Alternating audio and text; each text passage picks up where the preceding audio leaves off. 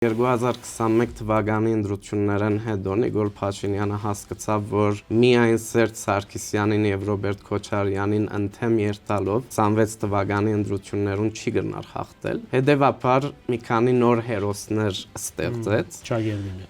Չագերդի մեջ, որոնց թեմ ինքը պիտի բայկարի մինչեւ հունիսի 7-ի ընտրությունները։ Այսինքն թե Ռոբերտ Քոչարյան, թե Սերժ Սարգսյան, թե Կարեկին II, թե Սամվել Ղարաբեդյան, 4 հերոսներու թեմ այս անգամ ինքը պիտի բայկարի, որ գարենա վերընտրվել։ Նախկին երկու նախագահները այս անգամ բավարար չէին իրեն հաջողության հասցնել։ Բայց չես կարծեր, որ այս թեման ինքը միավորներ գործընծուց։ Վստահ հիմա եթե փողոց իջնենք, նույնիսկ անոնք, որ չեն սիրեր Կարեկին Գաթողիկոսին եւ գա այդ հատվածը անգերց թեմեն այս միջոցներում։ Թեմեն, որովհետեւ ինչ եկեղեցու հարցերում խառնվեցար։ Այսինքն այնպիսի գրեհիկ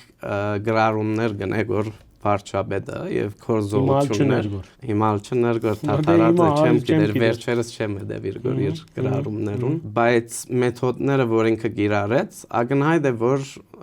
նպատակը միայն վեհապարի փոփոխությունը չէ, նպատակը վերընտրվելու միջոցն է հունիսի 7-ի ընտրությունների ժամանակ։